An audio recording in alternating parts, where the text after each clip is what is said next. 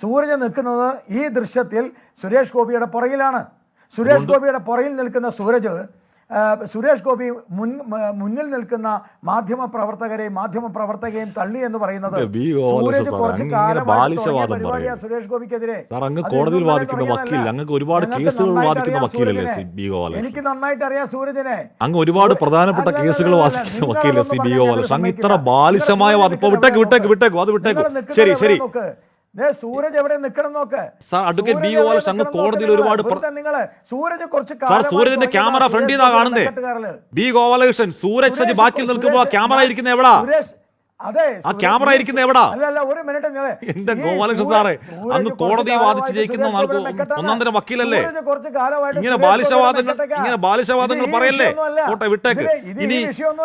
ഇനി സുരേഷ് ഗോപി മാധ്യമങ്ങളുടെ കഴുത്തിന് പിടിച്ച് തള്ളിയത് അങ്ങേക്ക് പ്രശ്നമല്ലെങ്കിൽ പ്രശ്നമല്ല, ഏറ്റെടുത്തോളൂ, ഒരു പ്രശ്നമില്ല. പ്രധാനപ്പെട്ട സീൻ ഞങ്ങൾ വളരെ ക്ലിയറാണ്. സുരേഷ് ഗോപി ഒരു മാധ്യമ പ്രവർത്തകരെയും തല്ലിയിട്ടില്ല. അദ്ദേഹം പറഞ്ഞ സ്റ്റേറ്റ്മെന്റിൽ അവധാനത വേണമായിരുന്നു. ഞാനത് കൃത്യമായി പറഞ്ഞു. നിങ്ങളുടെ സൂരജ്, അയാൾ കുറെ നാളായി സുരേഷ് ഗോപിയുടെ മെക്കെട്ട് കയറാൻ നിൽക്കുന്നു. അതുകൊണ്ട് അതിനെ വിലക്കെടുക്കുന്നില്ല. സുരേഷ് മുതിർന്ന ബി ജെ പി നേതാവിന്, സംസ്ഥാനത്തെ മുതിർന്നൊരു ബി ജെ പി നേതാവ് പറയേണ്ട വാക്കല്ലത്.